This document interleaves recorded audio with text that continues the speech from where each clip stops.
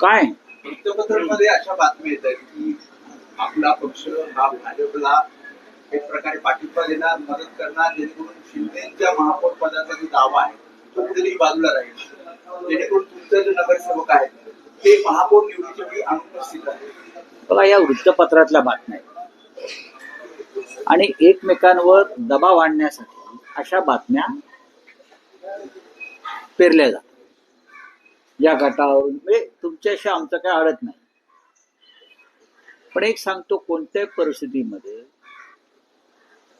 ते काय ते कोणते शिंदे गट, त्या शिंदे गटाचा महापौर वगैरे होत नाही. काल आपण मोदींचं भाषण ऐकलं असेल, पहली बार मुंबई में बीजेपी का मेयर बनने जा रहा है. म्हणजे दिल्लीत ठरलेलं आहे की मुंबईत कोणाला बसवायचं, आणि त्याच्यामध्ये फक्त बीजेपी नाही, गौतम अडाणी सुद्धा ठरवणार ना कोणाला बसवायचं ते. पण एक सांगतो की कोणालाही सहजतेनं महापौर बसवणं सोपं नाही. ज्या प्रकारचे आकडे मुंबईकरांनी दिलेले आहेत आणि भारतीय जनता पक्ष कितीही मोठा विजय उत्सव करत असला बरं का, तरी त्यांचा विजय झालेला नाही. नरेंद्र मोदी यांनी सुद्धा स्वतःच्या भाषणानंतर आत्मचिंतन केलं पाहिजे. मोदी असं म्हणतायत की ज्या मुंबईत काँग्रेसचा जन्म झाला तिथे काँग्रेसचा पराभव आम्ही केला महानगरपालिका निवडणूक. मोदी यांना राजकीय इतिहासाचं भान नाही. गेले किमान 25 वर्ष या मुंबईवर शिवसेनेचंच राज्य, बाळासाहेब ठाकरेंचंच राज्य. त्याच्यामुळे इथे काँग्रेस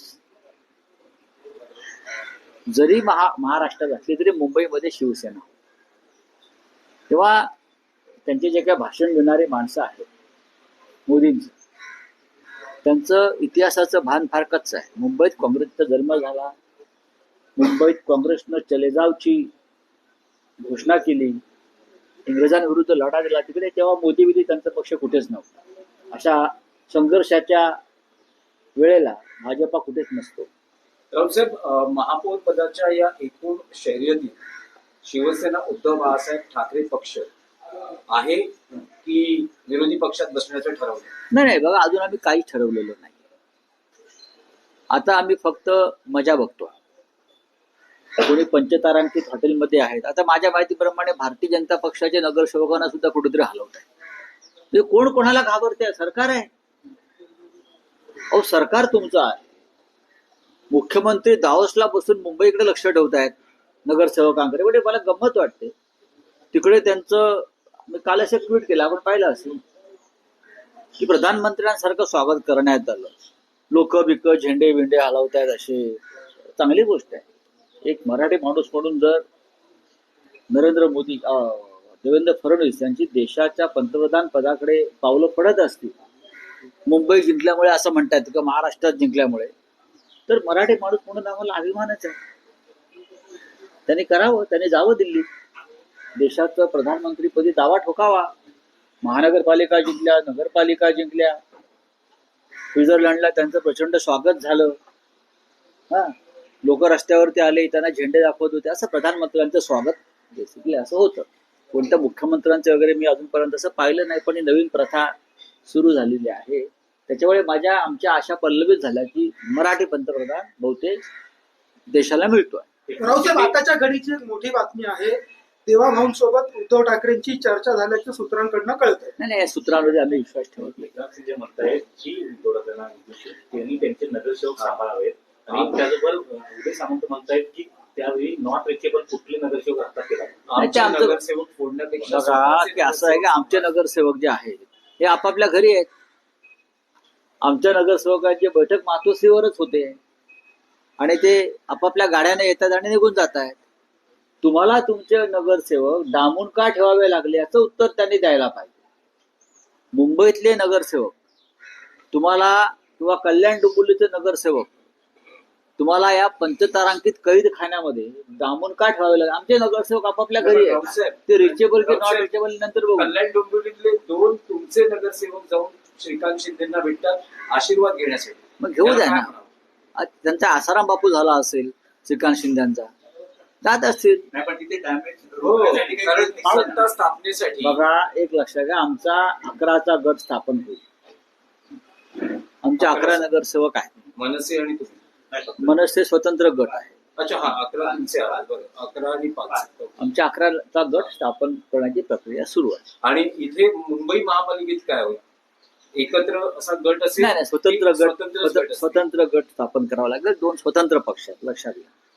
आणि त्याच्यावरती आता आम्ही बघू ना, आमच्यामध्ये संवाद उत्तम आहे अजूनही. नाही, पण कल्याण डोंबिवलीमध्ये असा ट्विस्ट आहे की दोन्ही पक्ष म्हणजे भाजप आणि शिवसेना शिंदे गट महापौर स्वतःचा व्हावा यासाठी स्वतःच्या पद्धतीने नाही प्रयत्न ना, करू करतात. द्या ना. त्यांना मदत लागेल अन्य पक्षाची. बघा, अशा मदत वेळेस- म्हणजे असं आहे की शिंदे भाजपचे नगरसेवक फोडण्याचा प्रयत्न करतात.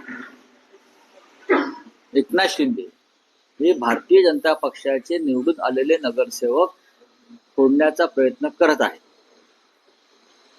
आणि हे भाजपलाही माहिती आहे. म्हणजे हे केडीएमसी मध्ये होते. केडीएमसी मध्ये म्हणतो नाही, अर्थात मुंबईत पण ते करू शकतात. भाजपचे नगरसेवक फोडणं होतं.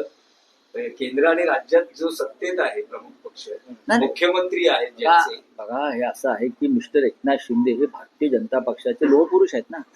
त्यांनी शिवसेना फोडली, त्याच्यामुळे त्यांना जे अमित शहा आहेत ते खांद्यावर घेऊन फिरतात दिल्लीत, ब्लू आईड बॉय म्हणून. आता ते काही करू शकतात. तर तसं नसतं तर त्यांनी महापौर पदावर दावा सांगितला असता का 29च्या जोरावर का 27च्या जोरावर? कोणीतरी त्यांना चावी देत आहे ना दिल्लीतून. ते कोण? दिल्लीतून एकनाथ शिंदे यांना चावी देणारे कोण? की महापौर पदावर दावा सांगा म्हणून, जेणेकरून भारतीय जनता पक्षाचा म्हणजे देवेंद्र फडणवीस यांचा महापौर होऊ नये. रावसाहेब नारायण राणेंनी आपल्यावर टीका केलेली आहे. म्हणतात की महापौर, तुमचा महापौर काय आकाशातून पडेल, संख्याबळ पहा. तुमचं पण संख्याबळ पहा ना, तुमचंही संख्याबळ पहा म्हणावं. काय राण्याकडे संख्याबळ आहे का? असेल तर मग थांबलेत का? असेल तर मग शिंद्यांनी लपवून का ठेवले? आणि वारंवार का सांगावं लागलंय भाजपला की आमचे प्रयत्न सुरू आहेत म्हणून? काय आहे, त्यांचं वय झालंय, ते आजारी आहे, त्यांची काळजी घेतली पाहिजे त्यांच्या कुटुंबानं. त्याच्यामुळे चुकीचं विधान ते करणार नाहीत यापुढे. आमचं बघू ना, आमचं बघायला आम्ही समर्थ आहोत. राणेसाहेब, तुमचं जरा काय चाललंय ते बघा. तुमचं संख्याबळ सांगा काय. 10-20 जागा जास्त जिंकल्यामुळे संख्याबळ होत नाही. मी काल म्हणालो की बहुमत फार चंचल असतं. आज राऊसाहेब एक आहे मुंबईत बिहार भवन बनवलं जाते. बातम्या आहेत त्या, बघू आम्ही त्याच्या. राऊसाहेब, आज ताजलँड ट्रेनला जायचा काही योग आहे का? थांबा ना जरा. कालची राहिलेली नाही, कसं आहे की आम्ही जेवायला जातोय की ते कुठे जेवायला जातात बघू ना. आम्ही जेवायला जातोय की आतले लपवलेले पाहुणे कुठे बाहेर जेवायला जात आहेत? त्याचे तुम्हाला पण होती, कारण जे आकडे दिसत आहेत, जर शिंदेच्या शिवसेनेचे काही नगरसेवक तुमच्या सोबत आले होत तर आहे. त्यांचं उद्देश- अशा गोष्टी ज्या असतात या खुलेपणानं बोलल्या जातात. पण काँग्रेसकडेही मोठ्या संख्याबळ आहे. 24 नगरसेवक आहेत. काँग्रेसचे फुटत नाहीत. पुढे बोला. काँग्रेसचे फुटत नाहीत. आमच्या शिवसेनेचे तर प्रश्नच येत नाही. आता फोडाफोडीचा खेळ भाजप आणि शिंदे गटातच होणार. या 2 गटातच फोडाफोडी होणार आहे झाली तर. त्याच्यामुळे आता महाराष्ट्राच्या राजकारणामध्ये एक वेगळी मजा येणार आहे. नाही, पण उद्धव बाळासाहेब ठाकरे पक्ष तटस्थ राहणं, अनुपस्थित राहणं महापौर पदाच्या निवडीच्या वेळेस, असं काही स्ट्रॅटेजीनुसार होतंय? स्ट्रॅटेजी असते ती त्या क्षणी ठरते. ती 15 दिवस आधी सांगितली जात नाही राजकारणामध्ये. ही शेवटच्या मिनिटात स्ट्रॅटेजी काय आहे हे तू दिसते.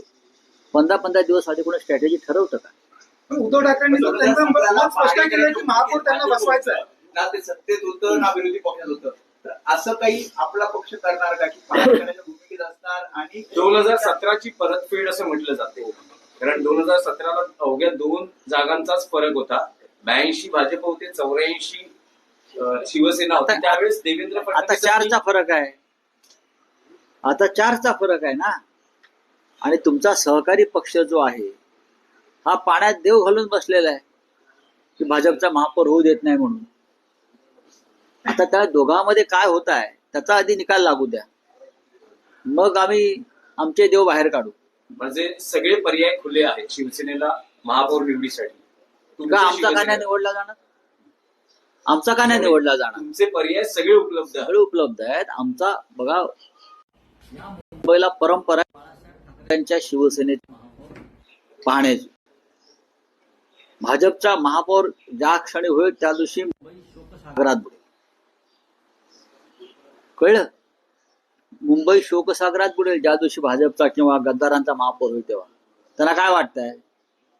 काय वाटतंय त्यांना? मोरारजी देसाईंनी जेव्हा 106 लोक मारले तो काळा दिवस आणि भाजपचा महापौर होईल तो दिवस एकच. असं तुम्ही आता म्हणताय की महापौर तुमचा का नाही होणार, तर तुमच्यासमोर दोनच पर्याय दिसत आहेत. एक म्हणजे थेट मी असं म्हटलं नाही का नाही होणार. मी कुठे असं म्हणणार का दोन होणार? पर्यायांची जर आपण हे चर्चा पर्याय केली, बघू ना. तुम्ही कशाला चिंता करता? तुम्ही आकड्यांचं अजिबात गणित आहे. बघू ना किती दिवस तुम्ही गणित, तुमचे गणितात किती मार्क मिळाले होते 10वीला बघा जरा आधी आणि मग हे गणित करा. तर मोदी गणित बघू ना आम्ही. हे गणितावर चालत नाही. बऱ्याच गोष्टी असतात राजकारणात. तो मोदी जी कह रहे हैं कि मुंबई में मेयर जो बनेगा बीजेपी का बनेगा, फिर आपका गणित नहीं बता रहा। अब मोदी जी बोलते हैं कि मेयर बीजेपी का बनेगा, लेकिन कैसे बनेगा ये बोला नहीं मोदी जी. उनके पास बहुमत नहीं है बीजेपी के पास. तो ऐसा क्या बोलता है, वैसा के लेकर, हम मराठी में बोलते हैं कुबड़े लेकर. अब उनके जो पार्टी के जो कोई है साथी सिंधेगढ़, उनके 20-25 लोग चुनकर आए हैं, वो उनको बंद करके रखा है. ताजमहल होटल का जेल बना दिया है पूरा. ताजमहल होटल जो है ताज लैंड्स है, वहाँ जेल बना दिया. वहाँ और जो गेस्ट रहते हैं उनकी कंप्लेंट आ रही है कि हमको भी कैद खाने में रखा है. तो एक मोदी जी की सरकार यहाँ है, चल रही है. देवेंद्र फडणवीस जैसा एक मजबूत मुख्यमंत्री यहाँ है, होम मिनिस्टर यहाँ है, फिर भी अपने कॉर्पोरेटर्स को कैद खाने में रखना पड़ रहा है.